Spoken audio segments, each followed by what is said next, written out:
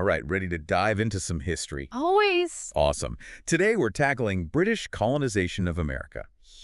Huge topic. It's really shaped the world as we know it. It really has. And we've got a great mix of sources to work with. Textbooks, historical summaries, even some research papers. Should be a good mix. Lots to uncover. For sure. So one of the sources mentioned John Cabot, 1497, landing in North America. He was sailing for England, right? That's right. Often considered the starting point for English claims in North America. Okay, so that's what, over a century before the first permanent English settlement? Yeah, Jamestown in 1607. But, we can't forget the indigenous people who were already living there for, well, centuries. Absolutely. But from a European perspective, it was a whole new world. New world indeed. So what was motivating the British to cross the ocean and set up colonies? A lot of factors, really. Think about the situation in Europe at the time. England wasn't the dominant power it would become. There was fierce competition with Spain. North America was seen as a strategic foothold. Kind of like a counter move in a giant game of Risk. Uh-huh. Exactly. It challenged Spanish influence in the New World.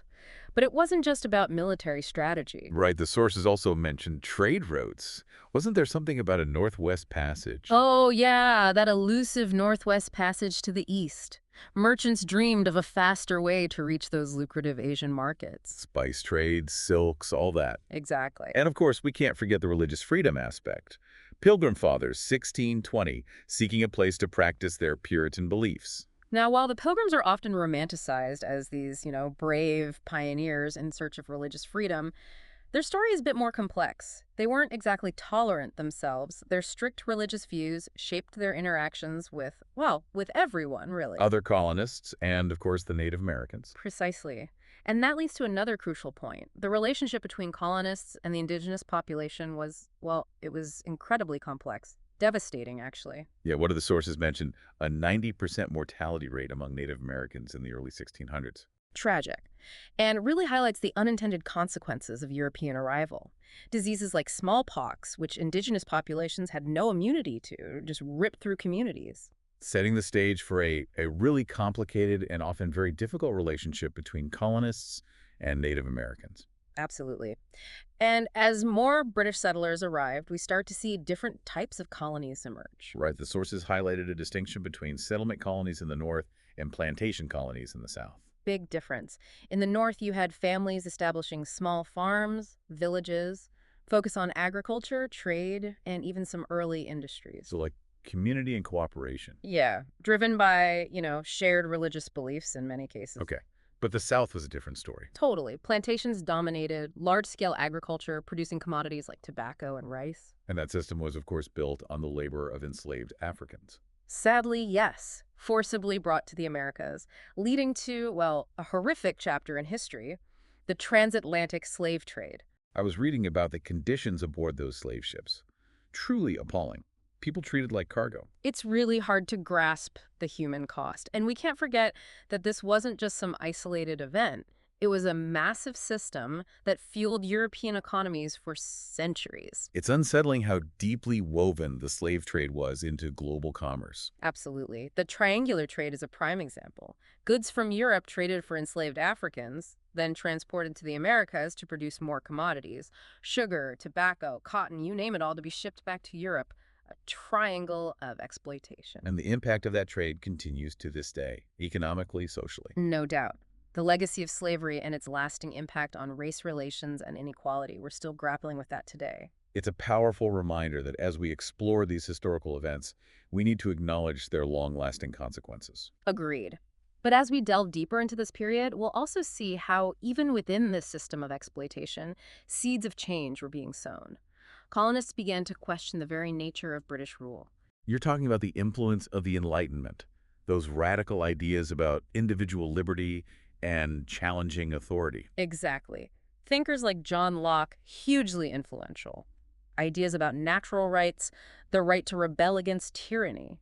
They resonated deeply with the colonists. They started to ask, why should we be subjected to British laws and taxes without any say in the matter? And that growing discontent, well, it eventually boiled over. And that's where we'll pick up in the next part of our deep dive, exploring how these Enlightenment ideas fuel the American Revolution and forever change the relationship between Britain and its American colonies. So those Enlightenment ideals, right, they really took root in the It's colonies. almost like those pamphlets and speeches were like smuggled across the Atlantic with the tea and spices. Ha ha ha, right. And it wasn't just theoretical.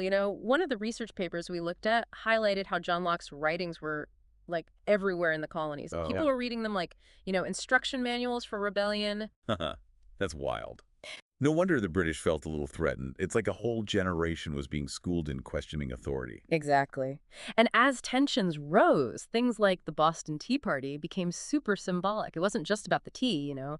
It was about challenging British control. Over trade, governance. The whole shebang. So yeah, those Enlightenment ideals were like the fuel, and events like the Boston Tea Party, those were the sparks. Ignited the revolution. Boom. And the American Revolution wasn't just about independence, right? It was about putting those Enlightenment ideals into practice, creating a nation based on self-governance, individual liberty. It's amazing to think about, those revolutionary ideas born out of the Enlightenment, they shaped the very foundation of the United States. Powerful stuff, the power of ideas to change the course of history. But we can't talk about the story of America without also talking about, well, the tragedy of slavery. Yeah, even as the colonists were fighting for their own freedom, they were perpetuating a system that denied freedom to an entire group of people. A real paradox, right? The sources pointed out how deeply entrenched slavery was, particularly in that southern plantation economy. Two parallel narratives, the fight for liberty and the persistence of slavery. It's almost hard to wrap your head around. It really is. And of course, those two narratives would eventually collide in the American Civil War. But before we jump too far ahead, let's shift back to Britain for a moment. Okay, yeah. So while the colonies were rebelling, declaring independence, what was happening back in the motherland? Well, it's interesting to see how events across the Atlantic were shaping things back in Britain. On one hand, Britain was profiting from the slave trade. But at the same time, there was this growing movement to abolish it. So they were profiting from a system while also trying to end it. It seems a bit contradictory. It does, doesn't it? It really shows the complexities of the time. Powerful economic interests tied to the slave trade, but also this rising tide of moral outrage, fueled by religious convictions and, you guessed it, Enlightenment ideas. So those same ideas that inspired the American Revolution, they were also inspiring social change within Britain itself. Exactly. And the British abolitionist movement, they weren't just some fringe group. They were organized, persistent, and eventually they were successful. Wait, hold on. Are you talking about the actual abolition of slavery in the British Empire? You bet. In 1807, Britain abolished the slave trade. And then in 1833, bam, slavery itself was abolished throughout the entire British Empire. Wow. That's a huge moment in history. What led to such a dramatic shift? Well, a bunch of factors, really. The tireless efforts of abolitionists like William Wilberforce, changing economic realities, and, a growing sense that slavery was just plain wrong, a moral consensus. Makes you wonder, could the American colonists, inspired by those same Enlightenment ideals, could they have followed a similar path? Had slavery not been so deeply tied to their economy? It's a great question. Did the British abolition movement have any impact on anti-slavery sentiment in the U.S.? And how might things have been different if those two nations had been, more aligned on this issue? Ah, the what-ifs of history. Yeah. Always so intriguing. But, speaking of impact, one of the sources mentioned the economic consequences of abolition, Right. especially for those Caribbean plantation colonies. Right. Abolition was a moral victory, no doubt. But it also had a big impact on the British economy. Those Caribbean sugar plantations, so reliant on slave labor, they faced some serious challenges. Shows that even well-intentioned actions can have unintended consequences. But let's shift gears a bit. One of the things the sources really highlighted was how the colonization of America transformed Britain itself. Right. It wasn't just a one-way street. Those colonies, they helped shape Britain's economy, culture. Where should we start? Well, let's start with the economic impact. Those plantation economies in the Americas, fueled by slave labor, they generated a ton of wealth for Britain. Sugar, tobacco, cotton. All flowing into British ports, driving trade and industry. So the wealth extracted from the colonies, it kind of fueled Britain's economic engine. Exactly. And here's where it gets really interesting. The sources point to a fascinating connection between British colonization and the Industrial Revolution. Remember the triangular trade we talked about? The one with the exchange of goods for enslaved Africans? That's the one. Mm. Well, the profits from that trade, particularly the slave trade, it provided capital. Capital for investing in new technologies, new industries. Whoa, hold on. Are you saying that the exploitation of enslaved people in the Americas actually contributed to the rise of factories and mass production in Britain? It's a tough truth to swallow, but the historical evidence suggests a strong connection. Wow, I never thought of it that way. We often think of the Industrial Revolution as this purely European phenomenon, but it sounds like it was deeply intertwined with what was happening across the ocean. It really challenges those simple historical narratives, doesn't it? Yeah. The reality is much more complex, more interconnected. It really highlights the importance of, digging deeper, Yeah. looking beyond the surface and really examining all the forces that shaped our world. Absolutely. And as we wrap up this section, let's not forget about the cultural impact of colonization on Britain. Exposure to new cultures, new ideas, new ways of life. It broadened British perspectives, introduced new products and commodities into British society. It's funny to think about, something like tea, so quintessentially British, Mm-hmm. it actually originated in the colonies. Exactly. And as Britain's empire expanded, so did its sense of itself. The idea of Britain as this global power, ruling vast territories, it became central to their identity. So colonialism wasn't just about economics and resources, it was about national pride too, projecting power on a global stage. You got it. And this sense of national pride, combined with the economic power generated by the empire, it would shape British foreign policy for centuries to come. This has been an incredible deep dive. It's amazing to see how all these seemingly separate threads, religious freedom seekers, plantation economies, Enlightenment ideals, industrial innovation, the abolition of slavery, they're all woven together into this complex tapestry of history. And that tapestry, it's not just about the past. It's about understanding how these historical events continue to shape the world we live in today. Okay, so we've covered a lot, but where do we go from here? How do we grapple with the legacies of this period and really understand its impact? It feels like we've only scratched the surface here. What are some of the key takeaways we should really be thinking about? I think it's crucial to remember that British colonization wasn't just about, planting flags and claiming territory. It was about so much more. Economics, religion, power struggles, and of course the clash of cultures. And it wasn't just a one-way street either. It had a huge impact on both sides of the Atlantic, on America obviously, but also on Britain itself.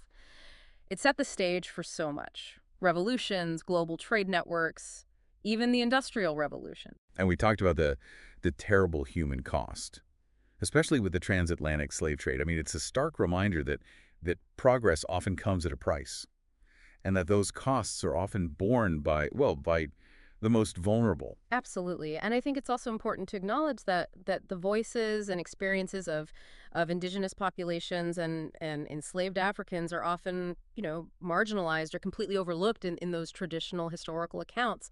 But their stories are so essential to understanding the full impact, the legacy of this period. So as we're reflecting on all this, what are some of the long-term consequences of British colonization that we see playing out even today? Well, think about the political systems in place in so many former colonies, the languages spoken, the legal frameworks.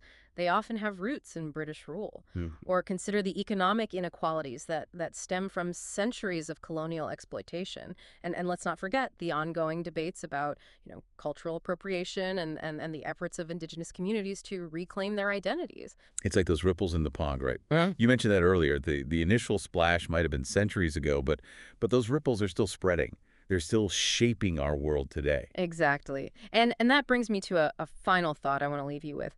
As you continue to explore this topic, I really encourage you to think about this.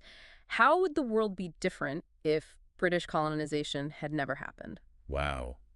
That's a huge question. It really makes you realize how deeply this period of history is connected to everything, to the world we live in now. It is. It's a question with no easy answers, but one that's definitely worth thinking about. This has been such a fascinating deep dive. I feel like I've gained a much deeper understanding of not just the events themselves, but all the complex connections, all the causes and consequences that still resonate today.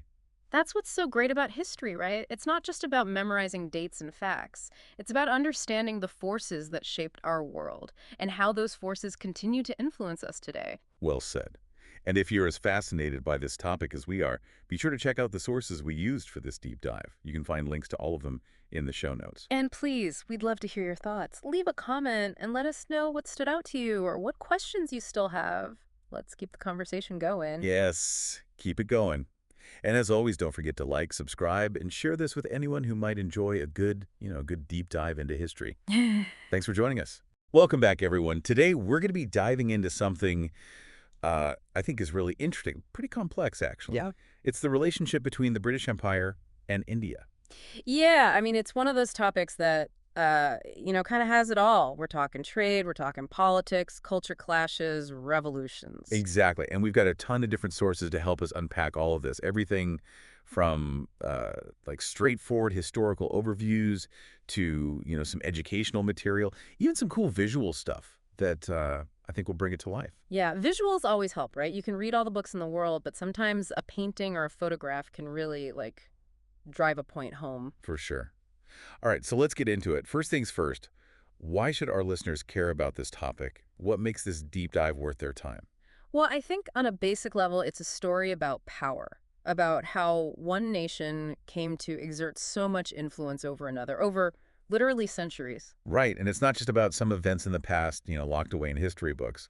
The legacy of British rule in India is still felt today. Absolutely. It shaped the political landscape, the economy, social structures, even the languages spoken in both countries. Yeah, so there are some pretty major long-term consequences that we're still grappling with today. All right, so um, how do we even begin to unravel this whole thing? It's such a vast topic. Well, I think the best place to start is with the East India Company, or the EIC. Oh yeah, the EIC. For a good chunk of time, it wasn't even the British government directly ruling India. It was this company, right? Yeah. Like a corporation calling the shots. It's kind of mind-blowing when you think about it. Like, how did a trading company become so powerful that it basically ran a whole subcontinent? All right, so back up a bit. What exactly was the East India Company? What were they doing over in India in the first place?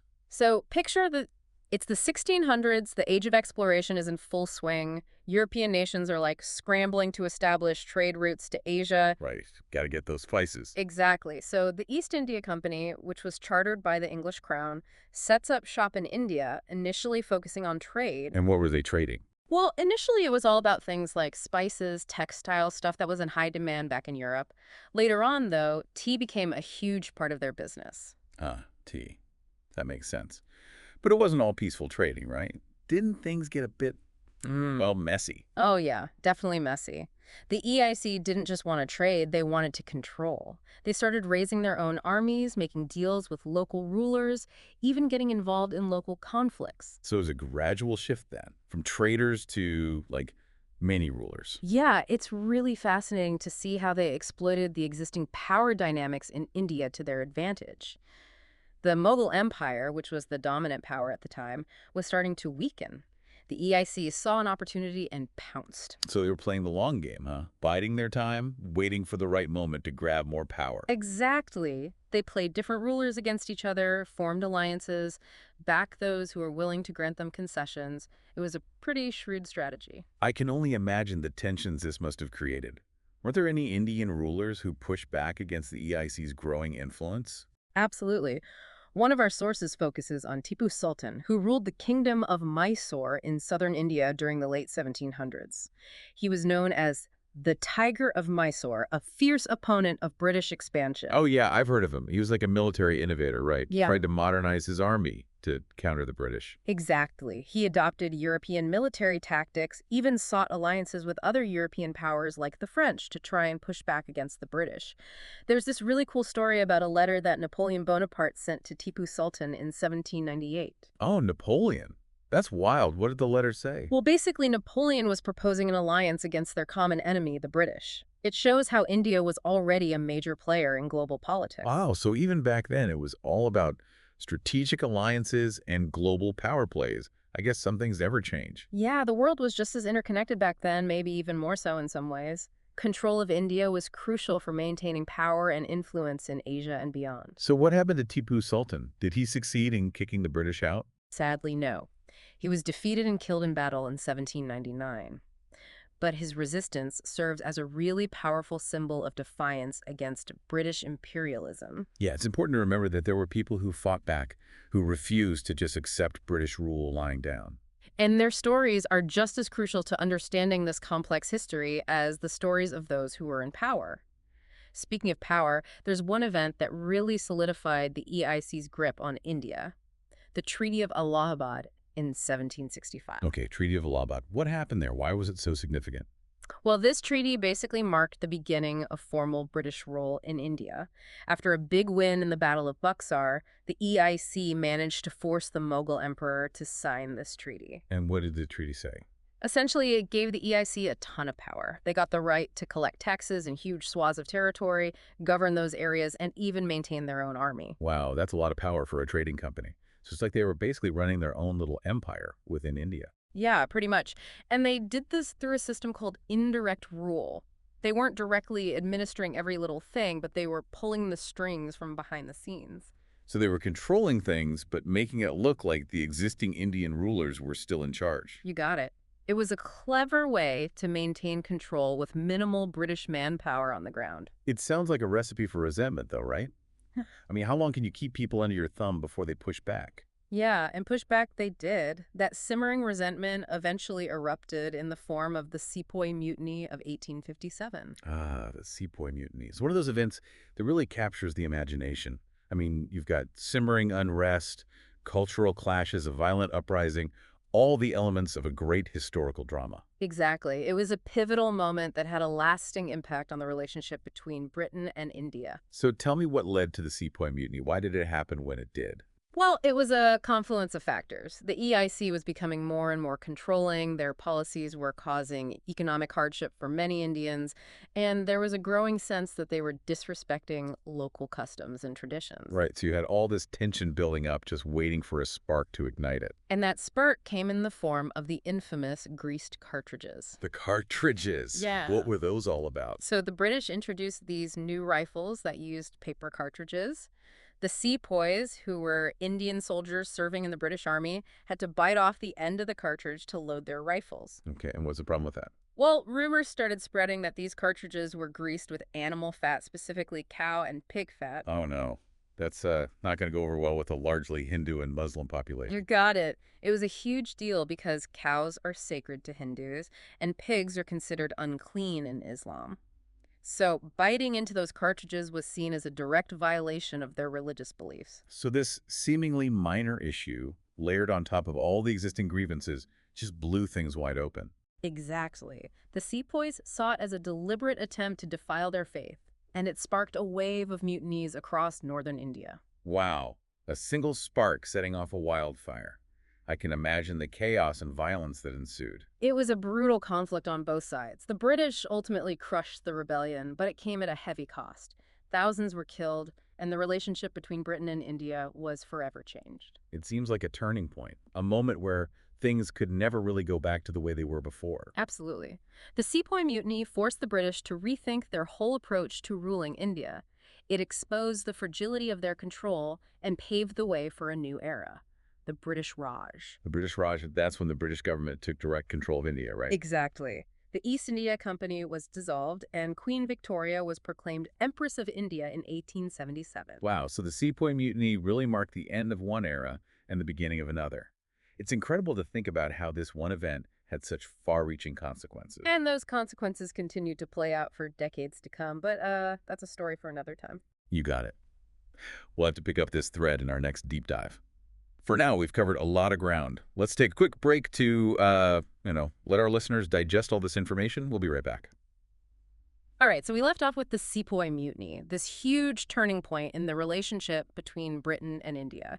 Now, one thing I think is important to remember here is that even though the British government officially took control after the mutiny, it's not like things drastically changed for the people in India, at least not right away. Right, it's not like suddenly everything became fair and equitable just because the EIC was out of the picture. Exactly. In fact, some historians would even argue that the exploitation of India actually intensified under direct British rule.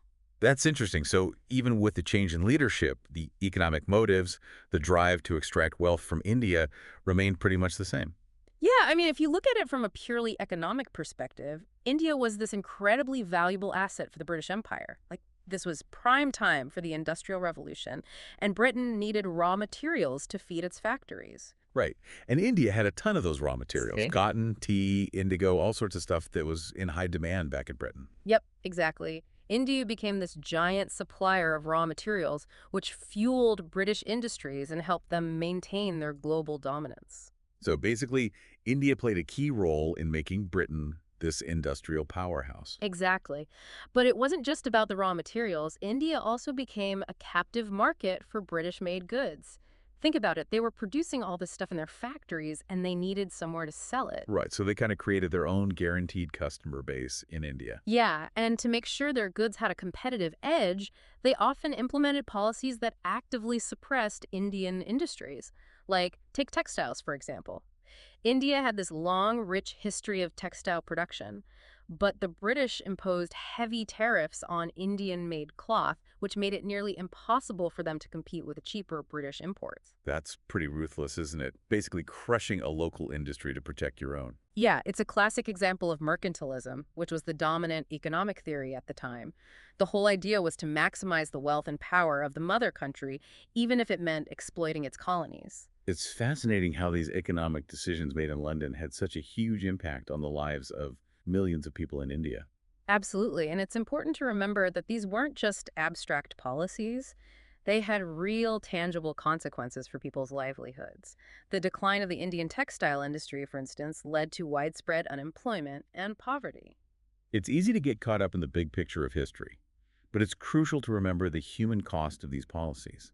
And all of this was happening against a backdrop of some pretty major technological advancements. Our sources talk about the development of railroads, the Suez Canal, the increasing use of steamships. How did all this new technology impact the relationship between Britain and India? Well, those innovations were game changers, literally reshaping the world. They made transportation faster, communication easier, and trade much more efficient. But from a British perspective, they also provided new ways to control and exploit their colonies. Right, like you can't just extract all these resources from India if you don't have a way to get them back to Britain. Exactly. So the British invested heavily in infrastructure projects in India, particularly railroads. But these railroads weren't necessarily built with the needs of the Indian people in mind. They were primarily designed to move raw materials from the interior regions to the ports, where they could be shipped back to Britain. So it's almost like they were creating this giant network of extraction, specifically designed to funnel wealth out of India. That's a really good way to put it. And the Suez Canal, which opened in 1869, was another huge game changer. It cut travel time between Britain and India by weeks, which made it much easier for them to manage their colony and respond quickly to any challenges that arose. Wow, so all these advancements in technology and infrastructure really tightened British control over India. But ironically, didn't some of these advancements also end up contributing to the eventual push for Indian independence? Absolutely. I mean, think about it. The British were introducing all these new ideas and technologies, things like Western education, the English language, exposure to new political philosophies, and these things had unintended consequences. Right. You can't just expose people to new ways of thinking and expect them to not start questioning the status quo. Exactly. The very institutions that the British established to maintain their rule inadvertently helped to plant the seeds of their own undoing. Like, take education, for example. The British set up schools and universities in India, intending to train a class of Indians who could serve as loyal administrators within the colonial system. Right, but instead, they created a generation of educated Indians who were exposed to Western ideas about democracy, liberty, and self-determination. Yeah, and those ideas resonated deeply with many Indians. They started to ask, why should we be ruled by a foreign power? Don't we deserve the same rights and freedoms that people in Britain enjoy? It's like the British accidentally gave them the intellectual tools to dismantle the empire they were trying to build. It's one of those fascinating historical ironies, and it really highlights the unpredictable nature of history. Sometimes the very actions you take to solidify your power end up undermining it in the long run. It's a great reminder that history isn't just about dates and battles. It's about people, about ideas, about these unexpected twists and turns that shape the course of events. Absolutely. And in the case of British India, those twists and turns eventually led to the rise of a powerful independence movement that would ultimately reshape the map of the world. It's amazing really when you step back and think about just how much we've covered in this deep dive. We've gone from those early trading posts all the way to the Raj. Mm. The whole evolution of the British Empire in India is mind-boggling. Yeah, it really highlights the complexities of this relationship, how it evolved over time. And the thing is, it's not like a simple story of, good guys and bad guys. There's so much nuance, so many different perspectives to consider. Right. Like we talked about, the British didn't just waltz in and take over overnight. It was a gradual process with all sorts of twists and turns along the way. And even on the Indian side, you had a whole range of responses to British rule. Some people collaborated, some resisted, some tried to find a middle ground. Yeah, it's important to remember that Indian voices and perspectives are just as crucial to understanding this history. Absolutely. And this brings us to one of the key takeaways from all of this. I think for me, it's that history isn't just about memorizing dates and names and battle. Right. It's about understanding the forces that shape the world, the choices that people made, the intended and unintended consequences of those choices. Yeah, and it's about seeing how those choices continue to resonate today. Like, we can draw a direct line from the policies of the British Raj to some of the challenges that India faces even now. So it's not just about the past.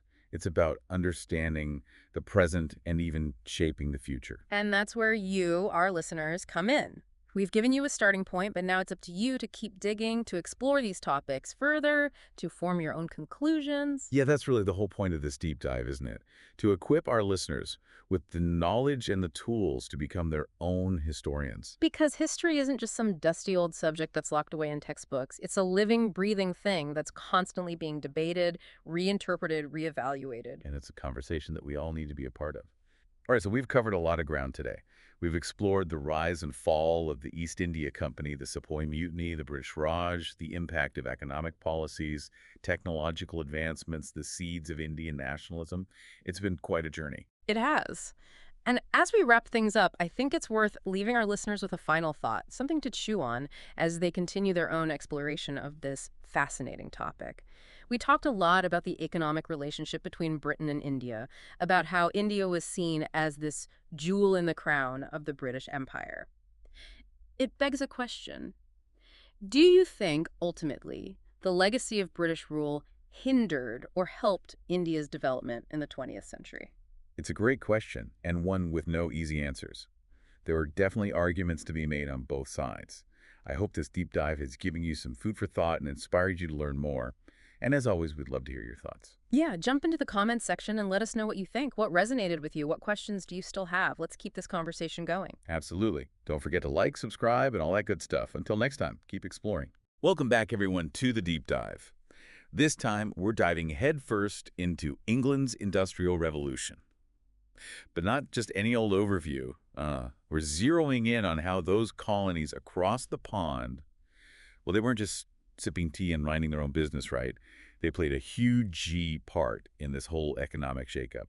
And get this, we've got textbooks, lesson plans, you name it, a real smorgasbord of sources to sift through. It's quite a mix, isn't it? It is.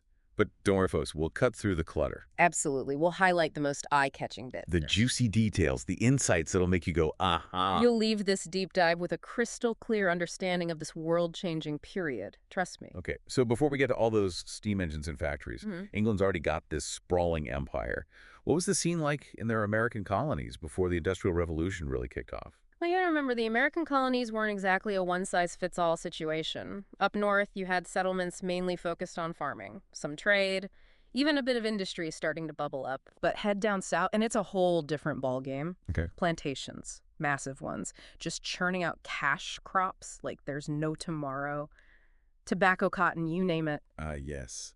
The plantation system. Can't talk about that without mentioning the elephant in the room there. The Yeah. transatlantic slave trade. That had to have left a mark on the economic landscape, didn't it? Oh, absolutely. You can't separate the two. Those plantations needed a workforce, and a massive one at that.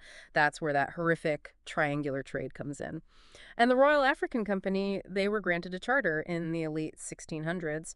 And, well, let's just say they played a key role in supplying enslaved Africans to the colonies. It's a dark period. No way around it. It is a grim chapter for sure. But here's the thing. Even with all that going on, there's this growing opposition to slavery brewing. Wasn't that around the time the abolitionist movement started gaining steam? Yeah, it was. You had people driven by their faith, by Enlightenment ideals. They were starting to question the very morality of the slave trade. Talk about the power of ideas, right? And the fight for basic human rights. That's a thread that runs through history. It does. Okay, so we've got this complicated colonial backdrop. But what was it that actually lit the fuse for the Industrial Revolution back in England itself? Was it just a sudden burst of genius, or was something else simmering beneath the surface? It was a whole bunch of factors coming together, really. You had improvements in agriculture, disease control, people were living longer, healthier, population. More mouths to feed, more bodies to clothe. Mhm. Classic supply and demand. Exactly. And on top of that, you have this wave of groundbreaking innovations, like the spinning jenny. Ever heard of it? Rings a bell. This thing, it let one worker spin like a gazillion threads at once. Yeah. Production went through the roof. Wow, okay. And then comes the big one, right? The steam engine. Game changer. Oh, totally. James Watt, he tinkers with the steam engine in the late 1700s, and boom, reliable power. The kind of power you need to fuel factories, mass production.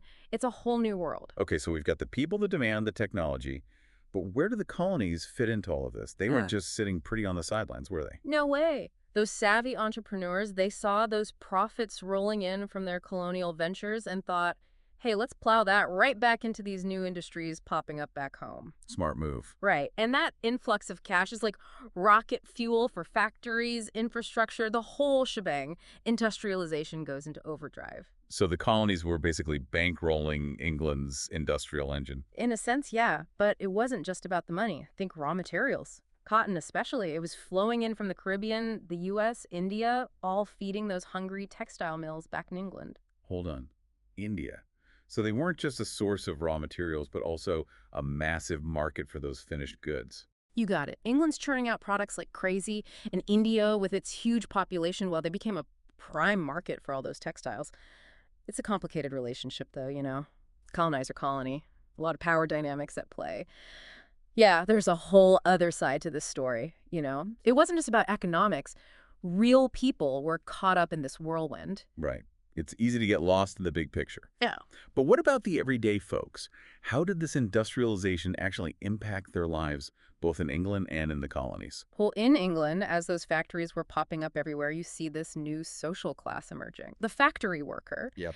And a lot of these folks, they were driven from rural areas, some by hardship, some because of land enclosure. They'd lost their farms, you see. Makes sense. So they flocked to these booming industrial cities, Manchester, Birmingham, places like that, desperate for work. I bet life in those cities was a far cry from the peaceful countryside. What were conditions like in those places? It was rough. Think cramped housing, terrible sanitation, long hours toiling away in dangerous factories, and the pollution from all that coal-powered machinery. Forget about it. The air was thick with smoke. It was a breeding ground for social problems, poverty, inequality, you name it. So people weren't just sitting back and taking it, I imagine. There had to be some pushback against these conditions, right? Oh, there was. Big time. You couldn't ignore what they called the social question. It was all anyone was talking about. Reformers, activists, they started speaking out, demanding better working conditions, limits on child labor, government intervention to protect the most vulnerable. Did those calls for reform actually lead to any real change? Or was it all just talk? No, they did make some headway. In 1833, after years of campaigning, they passed the Factory Act. Factory acts, okay. These were huge. They aimed to regulate child labor, limit the hours kids could work, make sure they got at least some basic education. And they even set up a system of factory inspection to make sure everyone was playing by the rules. Sounds like a step in the right direction. But I bet the factory owners weren't exactly throwing a party. Weren't they worried about their bottom line? Oh, they pushed back for sure. They argued that government interference would stifle economic growth, mess with the whole free trade thing. But the reformers, they were persistent, and they started gaining more public support as word got out about just how bad things were for those factory workers. It's inspiring, though, right? To see people fighting for social justice, even amidst all that economic and technological change. Were there any standout figures in this fight for workers' rights? One guy who really stands out is Robert Owen. He was a textile mill owner himself, but he took a pretty radical approach. Oh, He believed that if you treated workers better, gave them decent housing education for their kids, shorter working hours, well, everyone would benefit. Productivity would go up. Society would be more harmonious. wait a minute. A factory owner who actually cared about his workers. Now, that's not a story you hear every day about the Industrial Revolution. Yeah, Owen was kind of an anomaly. He put his money where his mouth was, though. At his mill in New Lanark, Scotland, he put all these ideas into practice.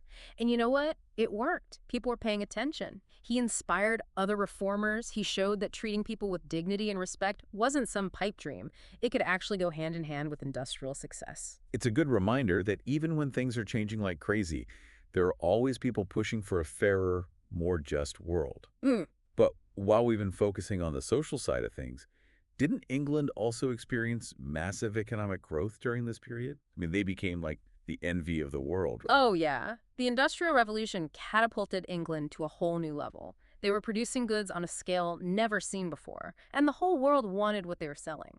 This economic boom created a ton of wealth, especially for those industrialists who were at the top of the food chain. And the cities themselves, they must have changed drastically with all this growth. Absolutely. Cities like Manchester, Birmingham, London, they just exploded in size.